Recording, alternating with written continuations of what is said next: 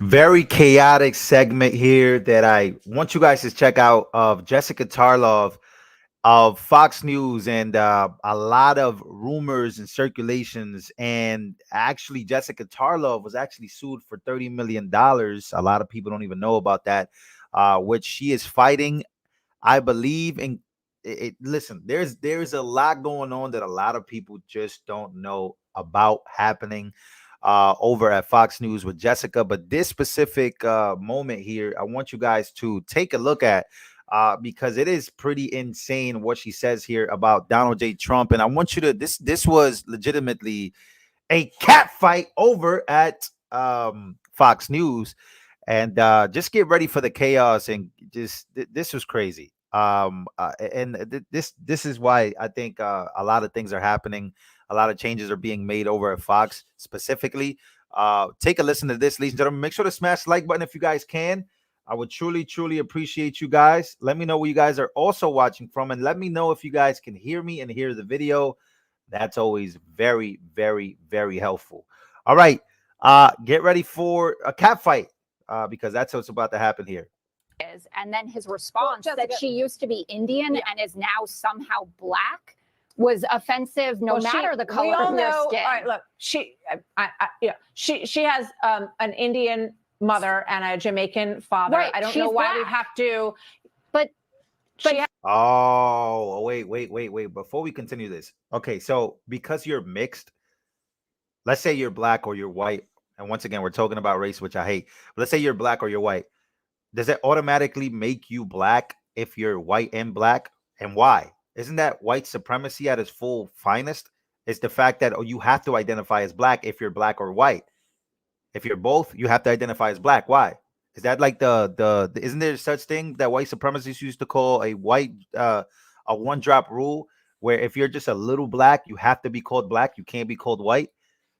Is this Jessica showing some type of racism? What's happening? Why does she automatically become black? Anyways, let's keep going. She has an Indian mother and a Jamaican father. Right, I don't know why we have to, but she has an Indian mother and a black father. So those are two different backgrounds. You know, this is. I just want to back up for a second here. They made the former president wait, I think, 45 minutes. They were having some sort of audio problem. Then he sits down and he can't hear Harris at the other end of the stage. They put him into a situation, you know, we all know how thrown off you can get when you can't hear what's going on in this kind of situation. The opening question was very hostile, unnecessarily so. So, you know, when you have someone come into any forum, a former president, everyone deserves to be treated with a modicum of respect coming in. If you have hard questions, no problem. You know, you can go at them as much as you want. But I was actually shocked that, you know, he got up and shook her hand at the end. I thought that was, you know, gracious of him, given the top of this, Jessica, which was just unnecessary. Well, I think that what the questioners were transposing was the sentiment that a majority of Black Americans feel towards former President Donald Trump. This is somebody whose overtures to the Black community have consisted of things like, you know, I'm in the sneaker business and they'll love that. Or I have more convictions now. Now that I'm a felon, maybe Blacks will like me more. When did Trump ever say that? Wait, she's making this up. I've never heard Trump say I made sneakers. He got invited to SneakerCon. And it wasn't just Black kids there. It was every kid was there. He got invited to SneakerCon. He came out with a shoe. What does that have to do with Black people? Just because a Fox News commentator made a stupid comment about Black people liking sneakers, which they do, with, you know. But yeah, that was a stupid comment. But Trump didn't make that comment. What is he talking about here? Have consisted of things like, you know, I'm in the sneaker business and they'll love that. Or I have more convictions now. Now that I'm a felon, maybe Blacks will like me more. So I understand the standoffishness. And I think it's great that he went and did it and that people could see it unfiltered, how he actually thinks about these issues, how he thinks about his own record, how he talks about other Black Americans. That's all crucial for this audience. Why do you think, let me ask Joe this. Why do you think that former President Trump, Joe, has had more backing from Black voters than any prior conservative president? And, you know, there's a lot of labels in this discussion that I think a lot of people would like to get past.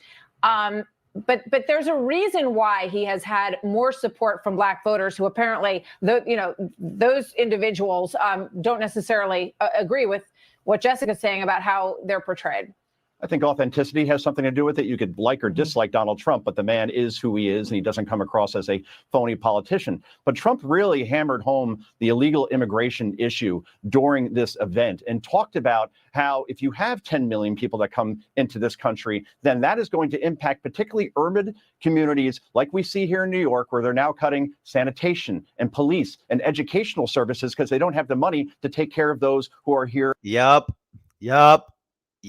Illegally. And I think a lot of Black voters resent that these folks came here illegally, are taking away jobs, are taking away social services. And then they compare the presidencies of the Donald Trump presidency and the Joe Biden / Kamala Harris presidency. And I think when you compare the two records objectively, they feel they were better off under Trump, not just because of immigration, but because of inflation as well, which is a tax on everybody, regardless of what race you are. Can I just add to that about the immigration point? Because obviously immigration is a strong.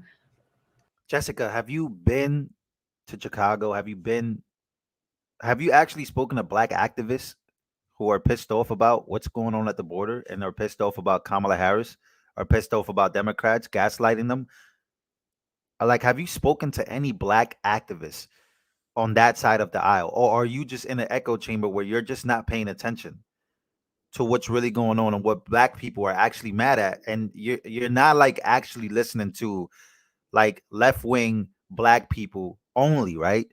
Because there's a lot of left-wing Black people that are leaving left-wing media like you. They're leaving you behind because you don't pay attention. You're literally about to, I can promise you right now, she's literally about to downplay how Black people feel about immigration. Everybody, regardless of what race you are. Can I just add to that about the immigration point? Because obviously immigration is a strong issue for the Republican side of this right now, and they're going to be talking about the border, et cetera. Only for the Republican side of this? See what I mean? But Donald Trump even fumbled the bag with that one and said they're coming in and they're taking Black jobs. And so then the response is right away, well, what is a Black job? What are you talking about? Minister Farrakhan has said this. Tariq Nasheed has said this. Even Dr. Umar Johnson has said this. Big Black activists have been saying this for generations. They've been saying this for generations, Jessica. Donald Trump is not the first one to say this. The bag with that one and said they're coming in and they're taking Black jobs. And so then the response is right away, well, what is a Black job? What are you talking about? And it plays right into the hands of Kamala Harris, because you know what a Black job is? It's Vice President of the United States of America. It's What? What? But I think that, listen, of course it is, Jessica. Well, of why does he keep saying that? You know why? I don't know why. Can't get inside his head. But I'll say one thing about this that may or may not have anything to do with why. When you look at polls and you look at Black voters, you look at Hispanic voters, you look at young voters, and you look at who believes that their jobs have been taken by people coming across the border, often those numbers are high in those three groups. And I believe that's what he's referring to there. If he, spoke to it inartfully, that's for voters to decide. But we're gonna move on because Harris is about to join us. But wow. I can't lie. This is crazy. For those who don't even know, do you know that Tony Babalonsky, I hope I'm saying that name right. Don't know if you guys know this, but hold on. Let me put it back on the screen here. Let me take myself off, and then we're going to go to the screen here. Do you know that Hunter Biden's ex-business partner who testified against Hunter Biden has sued Jessica Tarlov for $30 million? Can you guys hear me? Make sure you guys can hear me. All right, so I don't know if you guys know that, but this is something huge is actually going on Fox News. Hunter Biden's former business partner is suing liberal Fox News channel commentator Jessica Tarlov over false remarks she made last week on The Five. Tony Babalonsky filed a defamation case against Ms. Tarlov. Centers around her claim that Mr. Babalonsky was having his legal fees paid by Trump Super PAC. That wasn't true, and Mr. Babalonsky's lawyers demanded an on-air retraction and apology from Ms. Tarlov. Later stated what she called the effort to clarify her remarks, but she did not apologize. A newly filed complaint reported Thursday that PJ Media, Mr. Babalonsky, his attorney Stefan Pesentino seek to hold defendant accountable for her malicious and knowing lies. The lawsuit seeks a total of $30 million in damages. So that's something that's going on that a lot of people don't even know about. I didn't even know about this. So yeah, she's being sued. And yeah, I hope you guys can hear me. I hope you guys can hear me good. All right. By the way, this is a black activist by the name of Tariq Nasheed. This is what he has to say about what happened at the NABJ. And as a lifetime member, I'm saying that the NABJ sat up there and let Donald Trump cook them. Donald Trump went up there and cooked them. Now, this is somebody, once again, Jessica Tarlov doesn't know that. I don't know. I guess she's not in touch with this.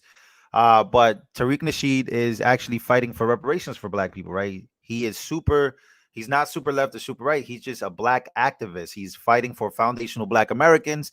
And he's even saying that Donald Trump cooked the NABJ. Meanwhile, what does Jessica Tarlov says? She says that Trump did a horrible job, that Trump is basically coming off as racist, that Trump is coming off as this bad person, and that he did a terrible job. Meanwhile, this is somebody that has a lot of respect within the black community. This is what he's saying about Trump. And as a lifetime member, I'm saying that the NABJ sat up there and let Donald Trump cook them. Donald Trump went up there and cooked them. They can sit here and try to spin this thing all they want to do, and they're trying to use these weak talking points. Oh, Donald Trump was rude to black women. Oh, he was so disrespectful to the black women's. That ain't gonna work. The dude came in and they were kind of hostile to him, and he called it out. And he said, hey, it was kind of rude. They were very hostile to him. You're supposed to, as journalists, you're supposed to be at least pretend to be neutral. You know what I'm saying? You're supposed to at least pretend to be neutral, just like Fox News. Yeah, they're biased, but at least they pretend to be neutral to a certain degree. But they sat up there and tried to act like Democratic shills, and it backfired on them. All right? Wow. That's actually very shocking coming from Tariq Nasheed, basically saying that about Trump.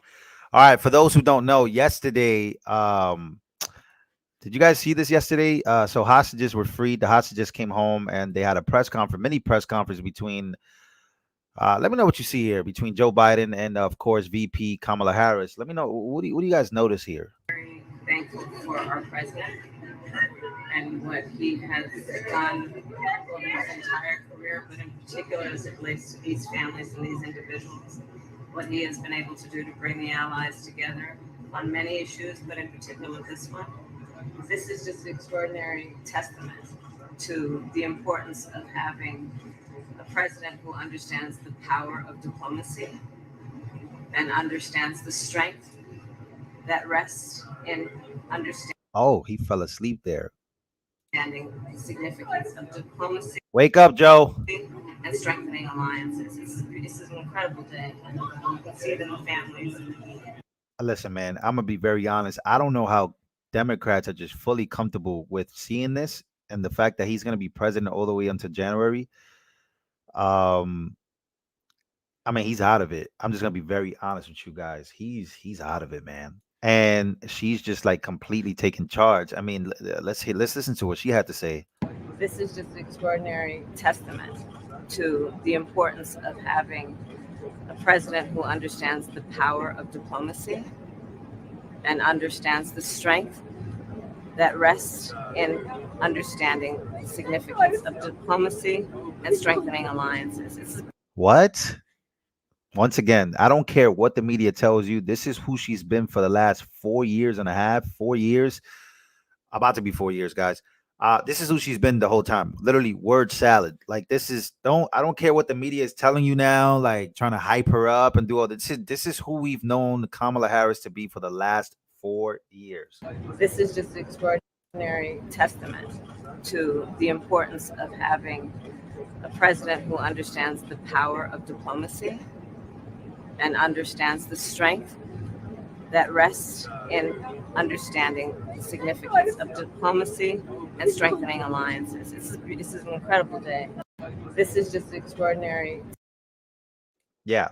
I don't, like I said, I don't really care about what they try to make this out to be.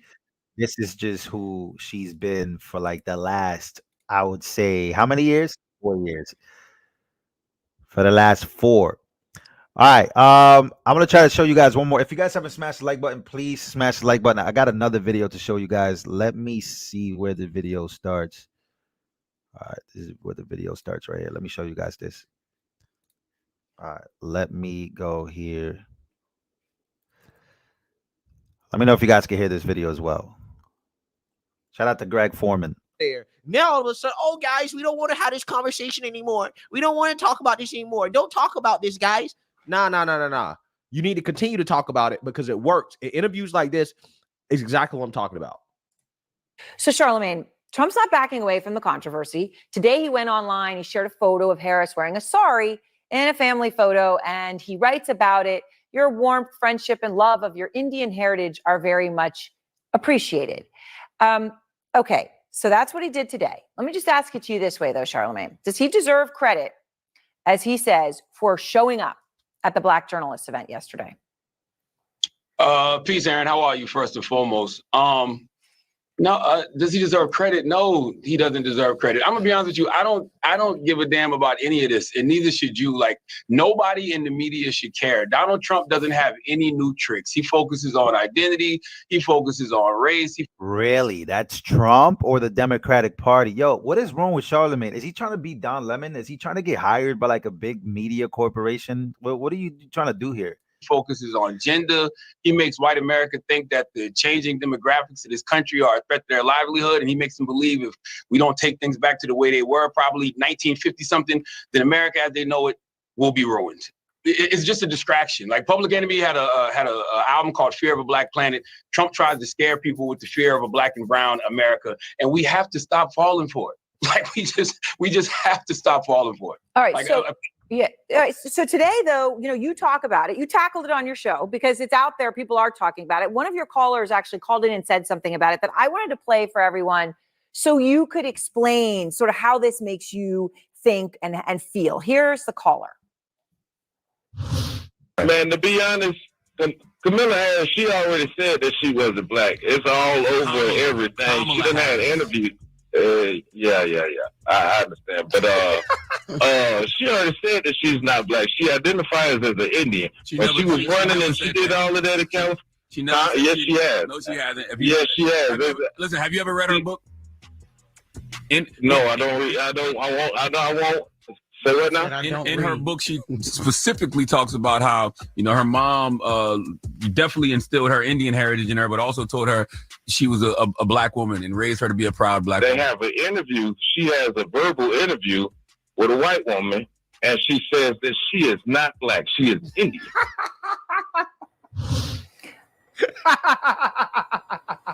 Lord have mercy. So what do you do about that? What do I do? Is I tell everybody not to be distracted, and I would say the same thing to the vice president. All the vice president has to do is stay on message. All these conversations about what's black, who's black, forget all that. How you gonna put money in people's pockets? How you gonna keep people safe? That's what both candidates need to be talking about over the next 95 days. We all know Kamala Harris is black, and we all know she's Indian.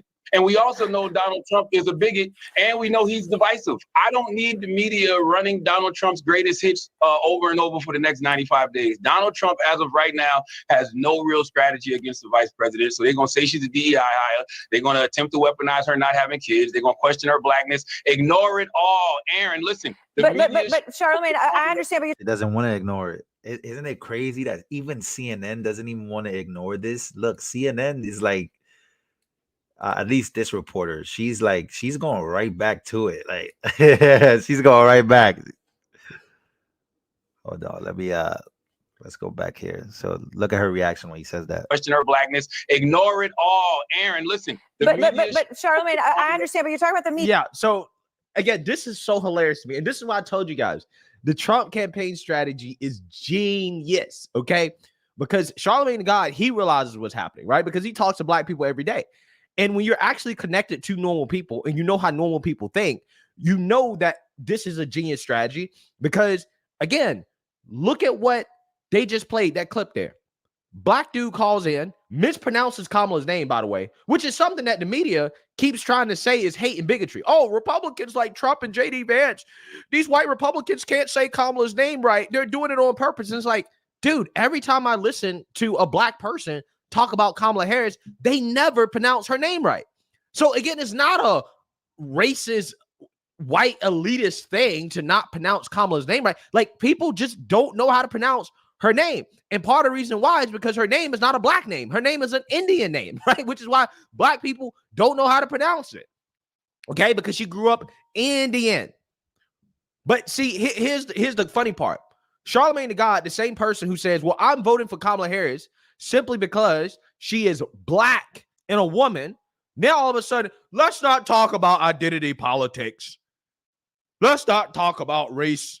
Let's not talk about gender. You see how that works, guys? Now, all of a sudden, the left wants to run away from identity politics. Why do they want to run away from identity politics? Because Kamala Harris is fake, right? Because now when you talk about identity and you're saying, well, Kamala Harris, what she's presenting herself as from an identity perspective is not real. Again, that gets at the heart of the only selling point that they have. Charlamagne the God is up here talking about, well, Kamala needs to stick to the issues. Both sides need to stick to talking about putting money in people's pockets and how you're going to keep people safe and yada, yada. And it's like, well, Kamala doesn't want to talk about that. The media doesn't want to talk about that. Wow. I ain't going to lie, man. Black Conservative Perspective, a.k.a. Greg Foreman. Please go follow him. He's cooking right here. You don't want to talk about that.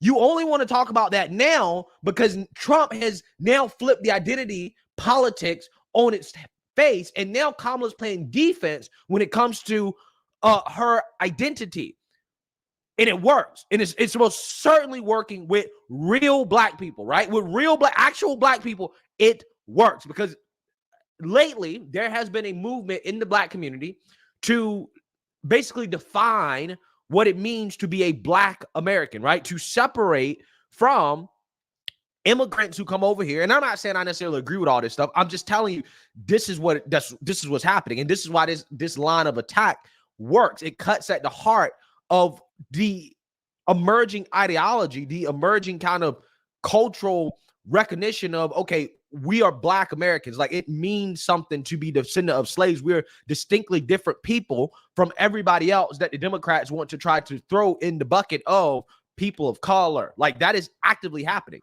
I told you it's active. I told you. What did I tell you? I said foundational black Americans, they want their respect because they actually have something to do, and their ancestors have actually something to do. Just like the white person in America that is very proud of America's history because of their ancestors, so are black people, but black Americans specifically, not the black people that Democrats have been campaigning around that have nothing to do with the lineage of the foundation of America.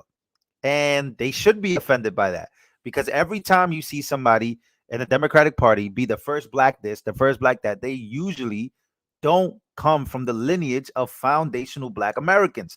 So that's why Greg is saying what Trump is doing is legitimately genius, because Trump is actually getting the respect from those black Americans who are foundational to this country and who had to do with building this country, who were there in the finding of this country, who were there from the beginning. A lot of people who the Democrats are parading are immigrants. They're not foundational to this country, which is just genius, man. And it is. So when Democrats push somebody like Kamala Harris in the face of the black community and say that, well, she's black, even though she is not the descendants of African slaves, her family immigrated over here from other countries. She's actually the descendant of slave owners, according to her father, okay? She descended from an Irish slave owner, right? An Irish slave owner. So we know for a fact that Kamala Harris is of Indian descent, of Irish descent. I'm still trying to figure out where's the evidence that Kamala Harris is black.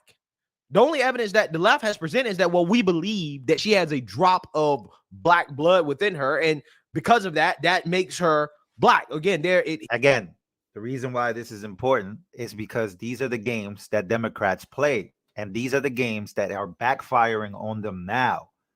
That's what's That's what people are not like. I get it. Some of you guys are like, why are we talking about this? Why do we need to talk about this? Well, it's not that we want to talk about this, but this is what the left has moved on to for the last decade, playing identity politics.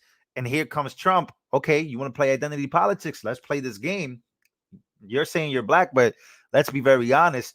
You've been really identified more with another heritage, which is not a foundational Black American heritage.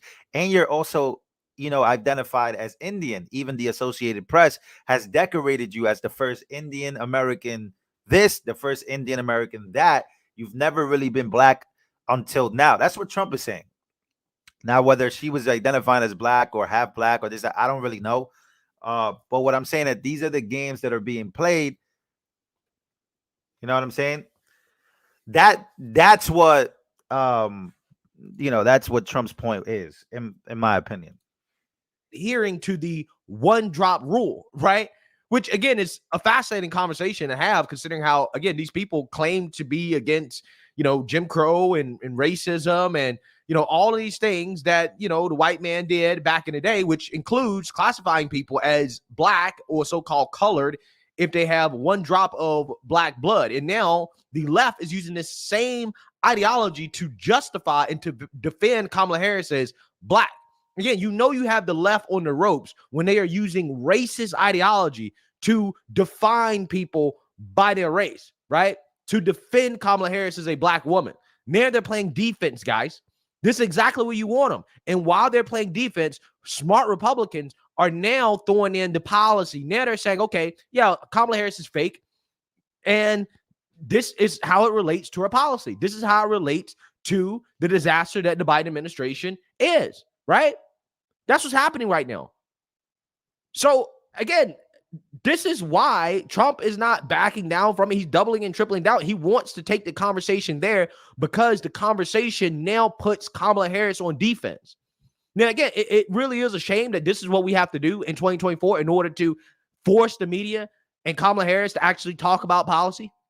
But that's just reality. We're not just competing against Kamala Harris, guys. We're competing against the media as well, too. So only thing that Trump did was that he took advantage of the media and how the media reacts to everything he says.